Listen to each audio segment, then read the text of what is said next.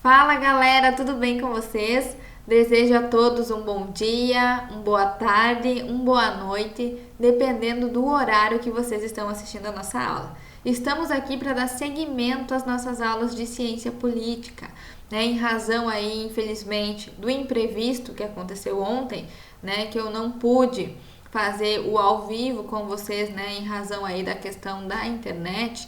E mais uma vez, né, peço desculpa, né, por não ter conseguido fazer a transmissão ao vivo.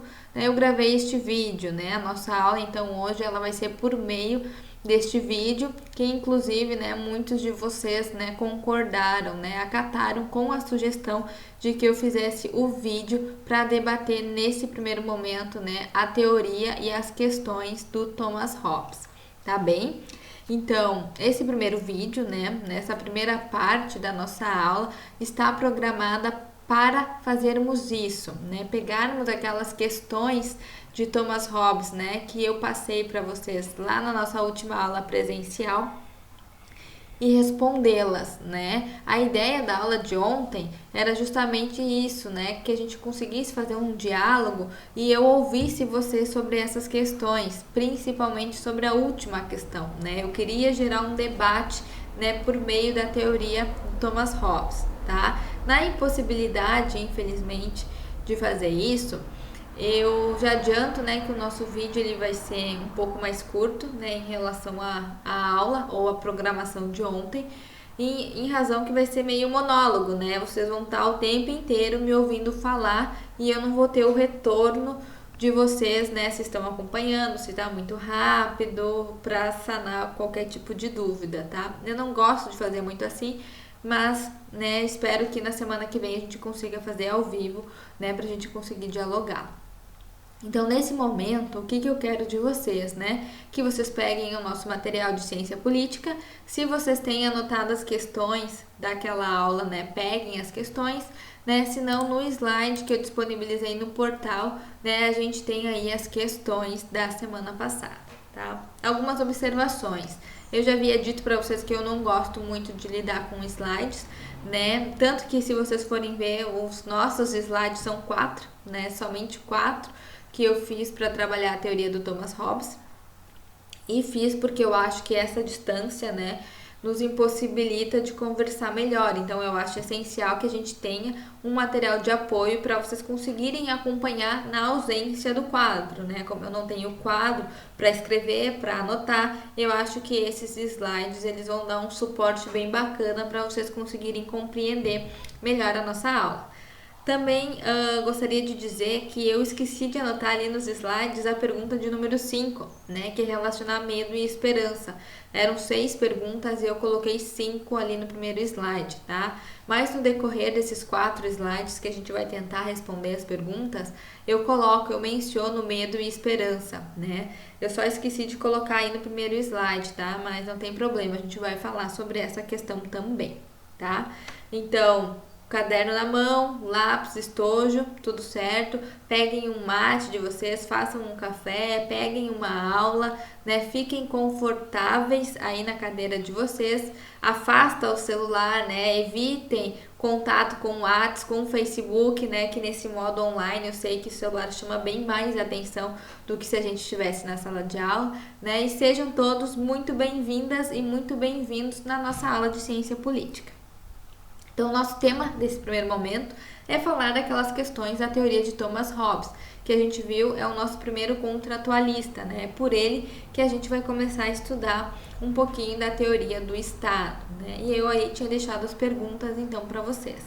Quais eram essas perguntas? A primeira, o que é o estado de natureza e como o homem se sente nesse estado pré-cívico? Segunda, para Hobbes, o homem no estado de natureza age por antecipação. O que isso significa? Terceira, qual é a importância do Estado? Quarta, pactos sem espadas não passam de palavras sem força para qualquer segurança. Explique. A quinta era justamente a do medo e a esperança. E a sexta, na sua opinião, o Estado ainda é necessário? E justamente nessa última questão, o Estado ainda é necessário, é que eu gostaria de ouvi-los, né? Eu queria saber da opinião de vocês sobre a importância do Estado e sobre o que ele nos representa hoje, tá? Então, já agora, no início do vídeo, no início não, porque já deu 5 minutos, né? Mas antes de iniciar a teoria e de falar das questões, eu gostaria que vocês me enviassem por e-mail ou por WhatsApp. O Estado ainda é necessário para você? Como você vê a importância do Estado hoje na sociedade? Ele é necessário ou ele é desnecessário? A gente já consegue se autorregulamentar ou a gente ainda necessita, né, dessa entidade que a gente chama de Estado? Né? Eu gostaria de ouvi-los, eu quero saber o que vocês pensam sobre isso, tá? Então, por isso eu espero um retorno de vocês pelas redes sociais me respondendo somente essa última questão, tá bem? Vamos lá, então. Nosso segundo slide, ele já vem e nos responde, né? Praticamente as 3 primeiras perguntas, né?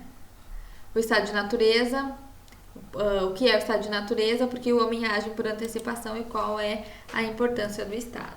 Vejam bem, meus queridos, estado de natureza é a palavra-chave da teoria do Hobbes, né? Se a gente fosse procurar aí um coração para trabalhar a teoria do Hobbes, a gente ia encontrar esse coração no estado de natureza, tá? Porque é a partir do conceito e da compreensão do que é o estado de natureza e de como o indivíduo e a sociedade vive nesse estado de natureza é que o Hobbes vai nos fazer compreender a importância do estado.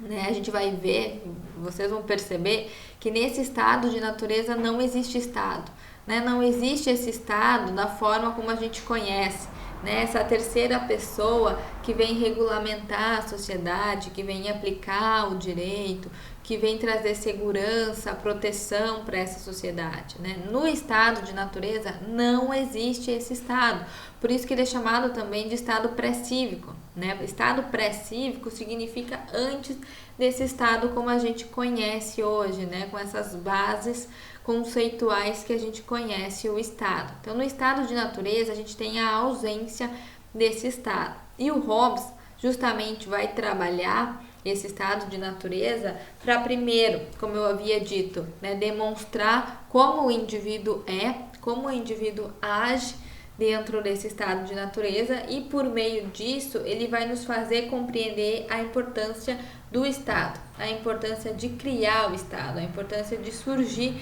o Estado para regulamentar essa sociedade. Então, por que eu digo que o estado de natureza é o coração da teoria de Hobbes? Porque é por meio do estado de natureza que a gente consegue compreender a pergunta 3, né? Qual é a importância do Estado? Por que o Estado surge? Tá? Então, essa é a ideia principal do Hobbes. Estado de natureza, né? Estado de natureza, mais uma vez, aquele estado onde não temos a presença desse estado, né, que regulamenta a sociedade tal qual a gente conhece, tal qual a gente concebe nos dias de hoje. O estado de natureza é um estado onde os indivíduos e a sociedade se autorregulamentam, né? Elas se autoprotegem até justamente porque a gente não tem esse estado que faça isso por nós ou que nos auxilie a fazer isso. Nesse estado de natureza, Hobbes vai nos dizer que os homens, que os indivíduos que compõem essa sociedade são livres e iguais, né? A liberdade e a igualdade são 2 direitos, né, que existem praticamente de forma absoluta dentro do estado de natureza. Tanto que Hobbes, num pedaço lá do livro dele, do Leviatã, ele vai dizer: os homens são tão iguais que têm direito às mesmas coisas, né? Eles são tão iguais e eles são tão livres que 2 ou mais indivíduos podem querer e podem desejar a mesma coisa. Isso significa que no estado de natureza tudo é de todo mundo, né? Aquilo que eu considero como meu, aquela propriedade, aquele pedaço de terra onde eu moro e que eu considero como meu, eu tenho que estar o tempo inteiro protegendo, o tempo inteiro cuidando, porque pode ser que outro também considere seu e venha me tomar aquele pedaço de terra. Vocês entendem? No momento em que eu não tenho um estado, né, para me proteger, um estado para garantir o que é meu, eu mesmo preciso fazer isso. Eu mesmo me protejo, eu mesmo, né, me dou segurança, guardo do que eu tenho ideia do que me pertence. Porque eu sei que outras pessoas, por serem livres e iguais, na mesma medida que eu sou, podem desejar ter as mesmas coisas que eu. Por isso que eu escrevi ali embaixo, atacar o outro, né?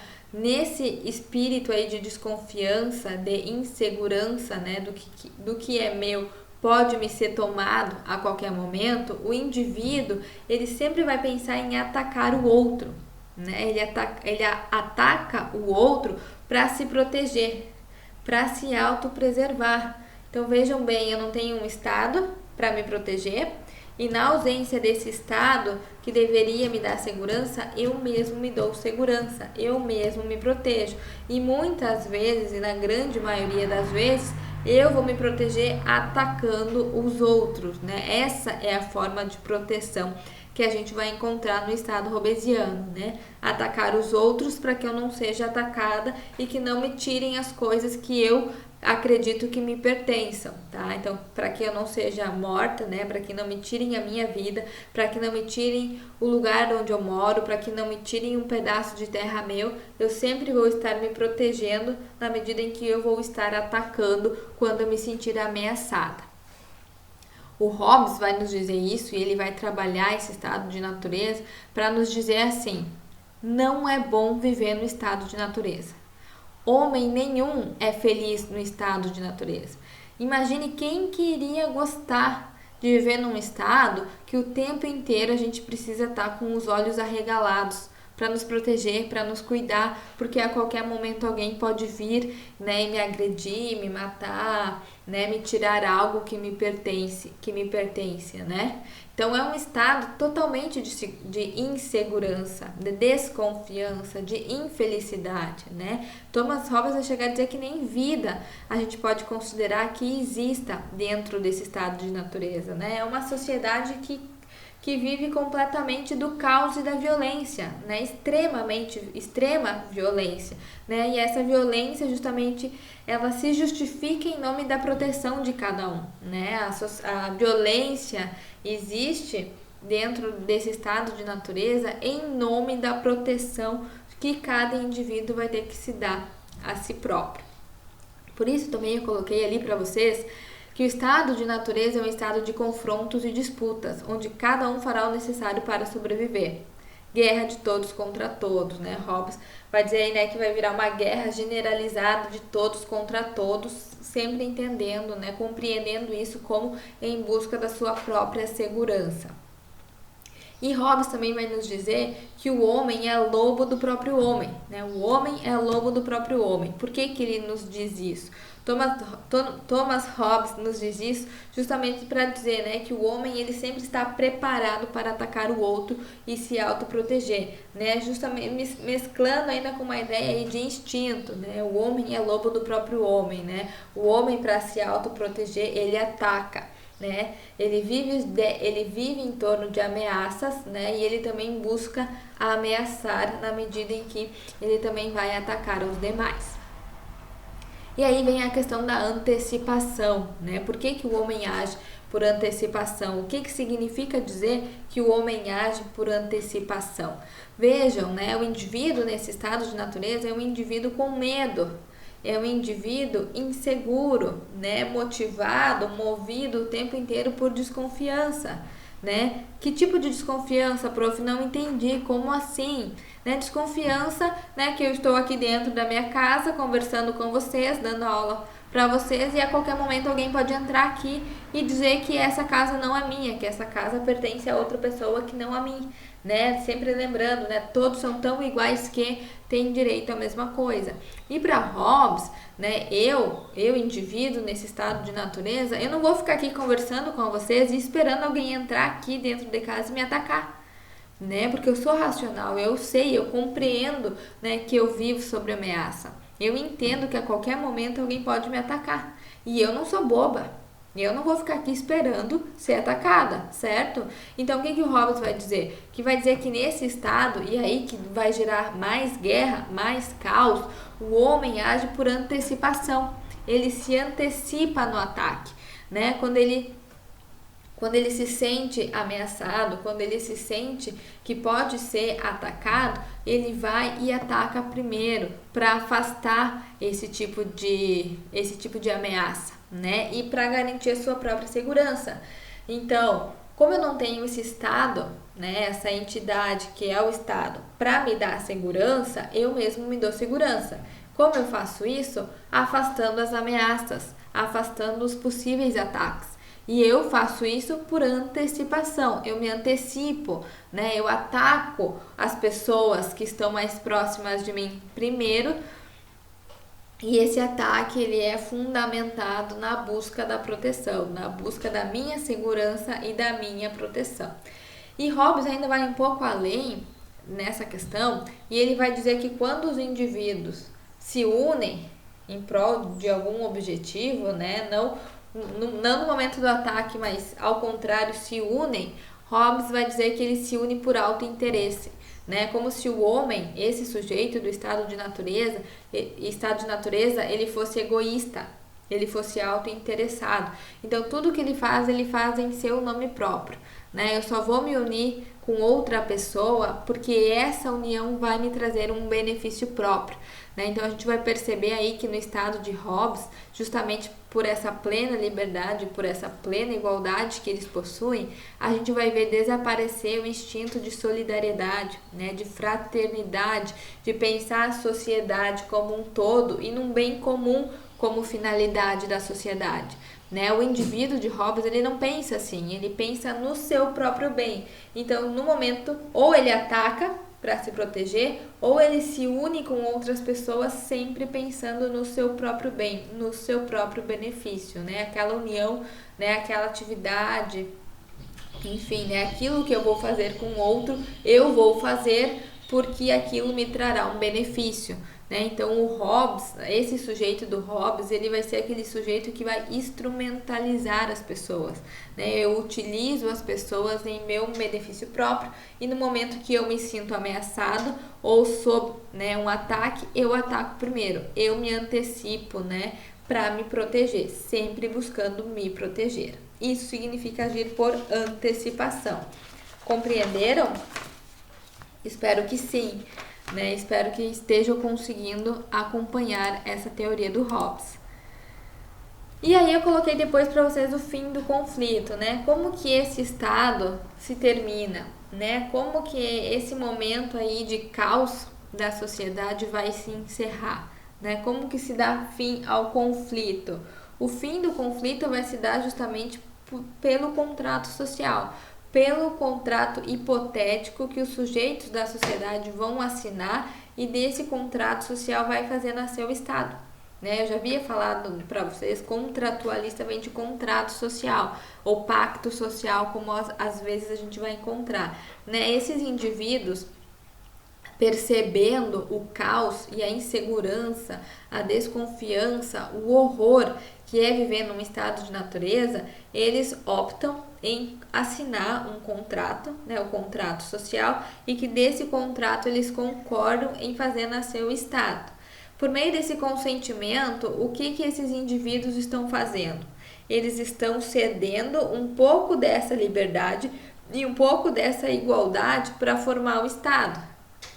O que eu quero que vocês percebam é que esse Estado, ele é formado por pedacinhos de liberdade e pedacinhos de igualdade de cada indivíduo que compõe a sociedade. É disso que surge o Estado, né? Os indivíduos, eles se dão conta que eles não podem ser tão livres e tão iguais, porque senão a gente não tem liberdade nem igualdade, né? No momento que eu concedo um direito absoluto, na verdade eu não concedo direito nenhum, né? Justamente em razão desses sentimentos aí de desconfiança, de insegurança, né? Então, me dizer que eu sou 100% livre, assim como a minha vizinha é 100% livre, não nos dá liberdade nenhuma no momento que eu posso violá-la e ela também pode me violar sem que nada aconteça.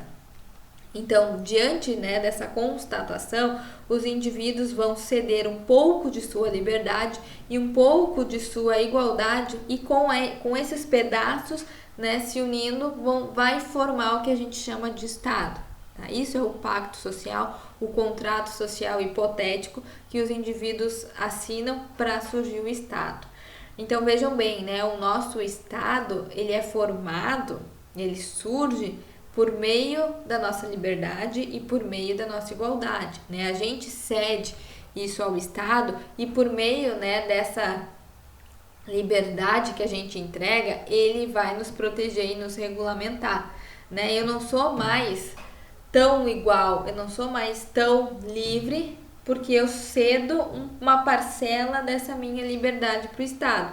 Com essa liberdade, o Estado vai tentar me dar liberdade, porque ele vai me proteger, ele vai dizer eu sou livre, mas eu sou livre até onde começa o direito do meu outro, até onde começa o direito do próximo, do indivíduo, né? Essa frase é bem famosa, né? Eu sou livre até onde começa o teu direito, né? Então a gente começa a trabalhar com limites, né? Eu sou livre, mas eu não sou tão livre que eu posso invadir o teu direito, né? Eu sou livre dentro daquelas possibilidades que é me dado, né? Dentro daquilo que o Estado protege, né? Então, o que é importante perceber disso em Hobbes, e isso é uma teoria, isso é uma parte de Hobbes, né?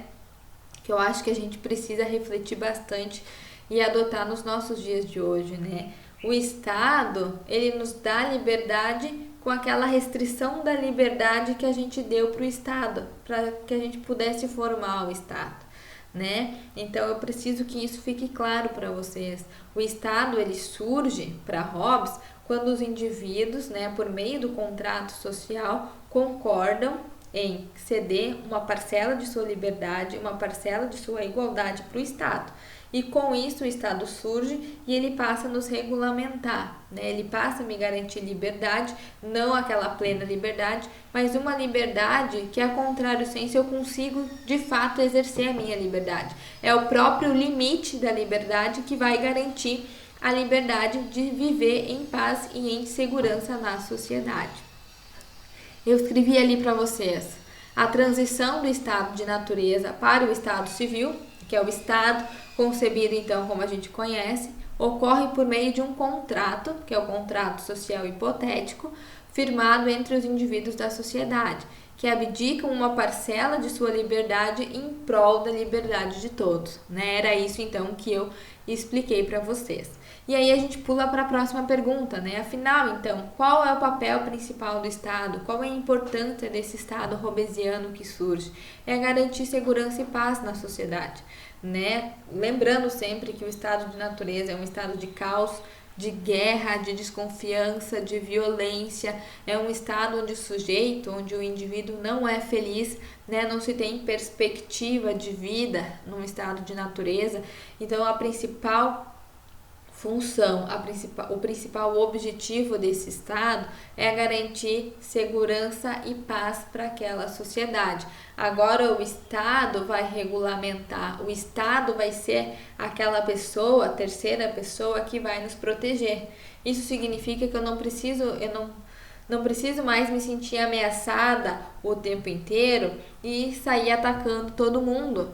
Não, né? Eu tenho agora alguém que faça isso por mim. Eu tenho alguém que vai me proteger e, se preciso for, vai atacar o próximo, né? Vai impor uma sanção ao próximo, né? Que cabe ao Estado fazer isso, não mais a mim, né? Então, de alguma forma, eu ganho segurança, né? Eu passo a fazer parte de uma sociedade, né? Onde a tranquilidade vai imperar mais que o caos, como era no estado de natureza. Mas aí eu faço uma observação importante dentro disso, que é esse estado, para conseguir garantir segurança e para conseguir garantir paz, ele precisa ser um estado absoluto. E aí, por isso que quando a gente for estudar estado absolutista, mais para frente, a gente vai retomar um pouquinho Hobbes, né, que é um fundador aí da teoria do estado absolutista, né? O soberano, o grande Leviatã, que é o estado aí de Thomas Hobbes, ele nasce da assinatura do contrato, mas vejam só, ele não está submetido ao contrato, ele não está submetido às leis, né? Aqui a gente tem, vamos supor, a sociedade, né, que fecha, que assina o contrato, e aqui em cima eu tenho o Leviatã, eu tenho o Estado, né, vamos supor assim, né? Então, aqui em cima eu tenho o Leviatã, eu tenho um Estado. Ele não assina o contrato. Ele nasce do contrato social, mas ele não se submete em momento algum ao contrato social. Isso significa que as leis que vão regulamentar somente a sociedade, mas não alcança o rei, não alcança o monarca, né, que seria a figura do Estado, que seria o Leviatã, né? O Estado, né, a pessoa que vai administrar o Estado, não se submete às leis, né? Por isso que a gente vai dizer que o Estado hobbesiano é um Estado absolutista. E Hobbes assim faz, assim compreende, porque ele vai dizer que para o Estado conseguir dar segurança, conseguir proporcionar paz, né, e fazer com que a sociedade viva de forma mais tranquila, o Estado tem que ter poder de decidir. O Estado tem que ter o poder de criar o direito. Por isso que tem alguns autores que hoje, contemporaneamente, estudam Hobbes, vão dizer que o Estado hobbesiano tem uma função gramatical, que é dizer o direito, né? O direito ele vai ser formado pelo Estado. O Estado vai dizer o que é certo, o Estado vai dizer o que é errado e cabe às pessoas cumprir e obedecer o que o Estado nos diz.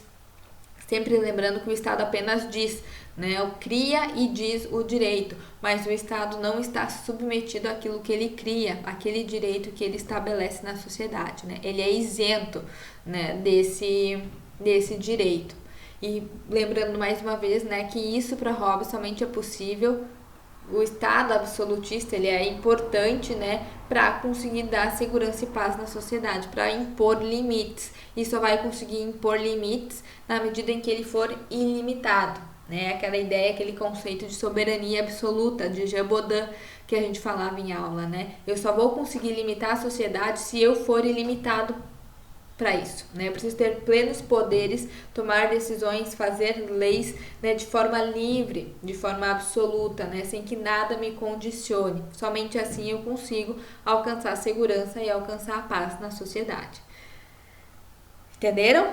Estão compreendendo? Tá um pouco repetitivo, tá dando para compreender?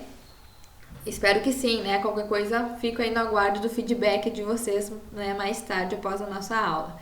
Depois eu tinha colocado uma frase para vocês: pactos sem espadas não passam de palavras sem força para qualquer segurança. O que isso quer dizer? Pactos sem espadas não passam de palavras sem força. Significa... O que seria espada primeiro? O que é a espada dentro dessa frase? A espada é o direito e o Estado, né? Espada no sentido de poder, né? De Estado, de direito, né? Os pactos sem espadas não passam de palavras sem força. Vejam só, a gente tem alguns princípios e direitos naturais, né, que a gente já havia falado um pouco sobre o que são esses direitos naturais, né, princípios naturais, que são aqueles direitos inerentes ao ser humano pela simples condição de serem seres humanos, né, são direitos que deveriam ser considerados inatos do ser humano, né, inatos da própria existência, né, pelo simples fato de existir, né. E o sujeito de Hobbes sabe disso, né? Aquele sujeito sabe que existem direitos e princípios naturais.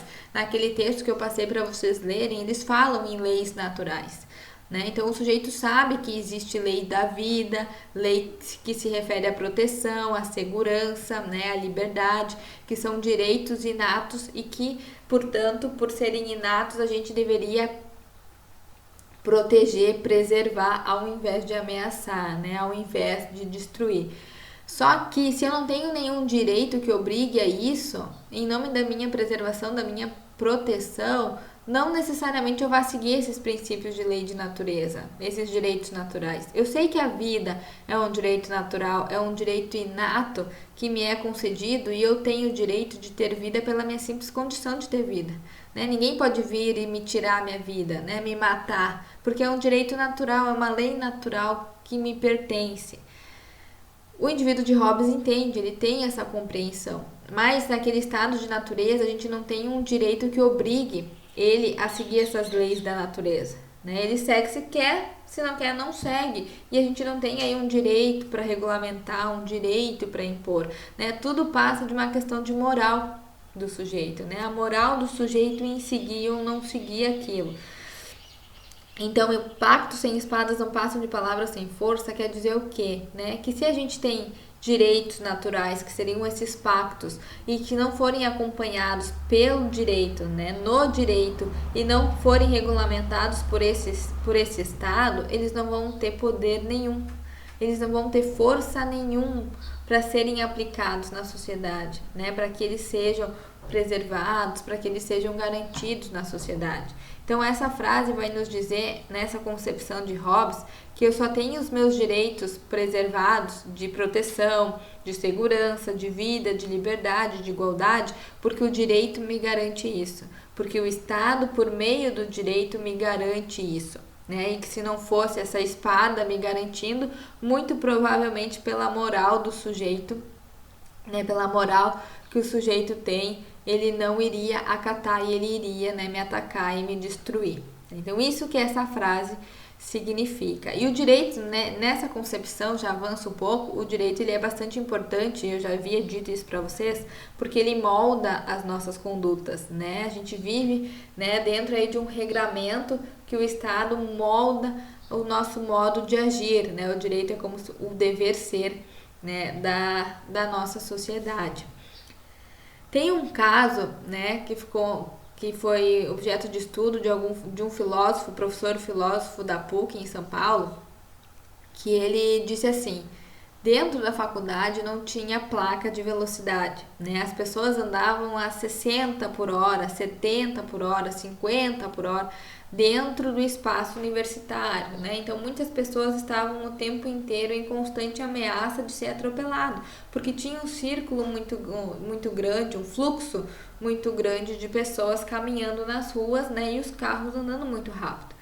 Aí a própria instituição estabeleceu um limite de velocidade de 20 km por hora. Então os carros, né, por meio das placas e por câmeras que foram instaladas dentro daquele ambiente, poderiam andar a 20, 30 km por hora.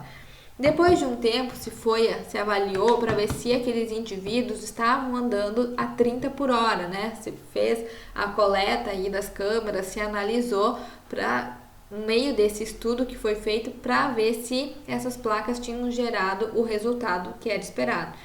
Se observou que sim, né, que os sujeitos agora que iam de carro para a universidade estavam obedecendo o limite de 20, 30 km por hora. E aí todo mundo ficou, nossa, como eles são éticos, morais, obedecem à sinalização, né? Obedecem à quilometragem, e na verdade não é isso, né? Na verdade, se alguém tivesse dito para eles, vocês só podem andar a 20 km por hora aqui dentro deste espaço, e não tivesse um direito para regulamentar isso, não tivesse câmeras, não tivessem as placas para regulamentar essa velocidade, moralmente o sujeito não ia andar a 20 km por hora, a 30 km por hora. Raros talvez fossem, mas a grande maioria ia continuar desobedecendo o limite, né? Então não é que o sujeito se tornou moral, né, por meio dessa lei. Foi a lei que criou isso como condição e moldou a conduta do sujeito, e que se o sujeito não segue esse limite que foi imposto, ele provavelmente vai sofrer uma penalidade, uma multa, né, alguma coisa que venha prevista na legislação. Mas o direito ele não cria moralidade nas pessoas, né? Se as pessoas fossem éticas, se as pessoas fossem morais, né, tivesse esse lado da moralidade, as pessoas iam conseguir preservar aqueles direitos naturais, a vida, a liberdade, a igualdade, sem que a lei nos diga que esses direitos devem ser preservados, né? Só que no momento que a gente tem uma lei para nos dizer isso, né, isso a gente já deve considerar como a gente, né, não protege os direitos pelo lado da moral, pela ética, pela boa-fé, pelo bom senso, né?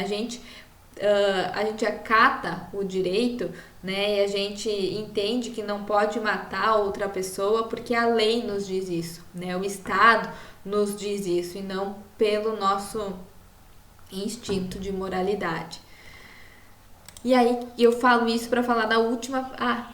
sobrou o medo e a esperança, eu vou pular, mas eu vou pular agora para a última pergunta rapidinho. O Estado ainda é necessário? Eu fiz essa constatação, e aí que eu falei que eu queria a resposta de vocês, eu fiz essa minha observação aí da universidade, aí, dos carros, do limite de velocidade, porque eu, agora não como professora de vocês, mas enquanto Gabriela, né, também aluna aí, né, da vida, aluna de vocês também, porque vocês me ensinam muito, eu, Gabriela, considero o Estado ainda necessário na sociedade, né? Eu não consigo imaginar a gente vivendo em sociedade sem que o Estado nos regulamente, né? Eu acho que a gente ainda não tem ética, moralidade suficiente, né, para conseguir compreender os nossos limites, né? E aí eu vejo uma grande importância do Estado, né, de limitar, né, alguns direitos para que justamente, né, eu tenha esses direitos, né? Eu sempre penso, e como eu disse no primeiro dia de aula para vocês, a minha monografia, a minha dissertação do mestrado foi sobre cotas raciais, ações afirmativas e inclusão social na sociedade contemporânea. E quando eu estudei isso, eu estudei bastante direito de minorias, né? O direito, né, dos povos indígenas, dos negros, das mulheres, dos idosos, né, que são grupos vulneráveis hoje na nossa sociedade. E o que eu percebo é que a gente tem praticamente uma lei para cada grupo, né? A gente tem uma lei que diz que a gente tem que proteger, cuidar, não violentar os idosos. A gente tem uma lei praticamente no mesmo sentido para as pessoas portadoras de deficiência, né? Que a gente deve proteger, cuidar, né? Dos negros a gente tem lei, a gente tem vários tipos de lei, né? Da mulher aí para nesses nossos grupos vulneráveis, justamente porque a gente, enquanto sociedade, a gente não consegue respeitar, né? Eu percebo uma carência muito grande em um indivíduo entender que ele precisa respeitar o idoso, por exemplo. E aí a gente tem a lei que vem que diz que a gente tem que respeitar o idoso. Por que existe essa lei? Por que essa lei foi criada? Porque a gente não respeita o idoso, né? Então a gente só tem lei para nos fazer seguir o mínimo que a gente deveria seguir, né? Pela nossa própria ética, pelo nosso próprio senso. Né? Então eu vejo o direito hoje, a importância desse direito nesse estado. Né? Quisera eu um dia, quem sabe, viver num ponto que a gente não tenha leis que protejam a mulher, que a gente não tenha leis que protejam o idoso. Por quê? Porque os indivíduos vão ser suficientes, né, por eles mesmos, de proteger, de cuidar, de tratar com respeito ou tolerância que seja, né, o primeiro passo, esses indivíduos. Né? A gente só tem leis hoje, e por isso que elas são necessárias, porque a sociedade só respeita as pessoas se tem uma lei dizendo para respeitar. É triste falar isso. É triste a gente perceber que a gente tem uma lei que protege o idoso, uma lei que protege o portador de deficiência, porque a sociedade sem essa lei não cuidaria, não protegeria essas pessoas, esses grupos vulneráveis. Então, na minha opinião pessoal, o Estado ainda é necessário nesse sentido, né? O Estado, embora tenha várias questões polêmicas e que eu quero discutir com vocês ainda, como a questão do paternalismo, né? O Estado sempre nos vendo como filho, nos protegendo demais, às vezes excedendo os limites, e aí a gente entra em questões, por exemplo, sobre as drogas, né? Sobre a liberação da maconha, das drogas, sobre a descriminalização do aborto, por exemplo, né? Até que ponto o Estado pode adentrar na nossa esfera individual. Isso é uma outra questão também polêmica que a gente pode discutir em relação ao Estado. Mas do meu ponto de vista, na questão do Estado ainda é necessário, eu entendo que ele é necessário nessa questão de ainda buscar o respeito entre as pessoas, né? O Estado ele tem vários erros, né? A gente ainda precisa avançar muito para atingir aquela finalidade comum, o nosso bem comum enquanto sociedade, nos valendo, né, do Estado para isso. Mas hoje eu entendo essa necessidade do Estado para que a gente consiga se respeitar e viver, né, de uma forma, né, um pouco mais tolerante na sociedade, né? E eu acho que a gente faz isso muitas vezes por meio da lei e não porque a gente, né, por meio da nossa moral, respeita o próximo ou respeita as diferenças, né? Quisera eu que fosse assim, que as pessoas soubessem e respeitassem a lei. Mas eu acho que a gente ainda não chegou lá e eu acho que o Estado ele ainda serve nesse sentido, tá? Mas eu gostaria de ouvir vocês, né? O que vocês pensam sobre a presença e a participação do Estado na nossa sociedade. E por fim, né, terminando aí, porque já deu 40 minutos de aula, medo e esperança, né? O nosso título, medo e esperança. O que vocês compreendem por isso? Bom, medo ele pode ser compreendido de duas formas diferentes aqui, né? A gente não tem uma forma única de compreender o medo. Cada um pode compreender do jeito, né, que achar melhor, porque ele tem uma compreensão bem ampla do que seria esse medo que o título nos traz. O medo, ele pode ser entendido como aquele medo antes do estado, né? Aquele medo que existe da desconfiança, da insegurança, da guerra, né? Daquela ameaça constante que existe no estado de natureza. Então, o medo, ele pode ser encontrado nesse momento do estado de natureza, onde o sujeito não é feliz, né? Onde ele vive constantemente, né, movido por insegurança, movido por desconfiança, né? Então aí eu tenho, né, o sentimento do medo no estado de segurança. E esse medo, e justamente essa transição do estado de natureza para o estado civil, vai surgir a esperança, né? Como tenho medo, eu assino o contrato social, eu faço nascer o Estado e dentro desse Estado eu passo a ter esperança, né? Esperança de uma vida protegida, de uma vida tranquila, de uma vida longe daquele caos, né? Longe daquele medo que existia no estado de natureza. E por outro lado, o medo ele também existe e pode ser compreendido dentro do estado de Hobbes.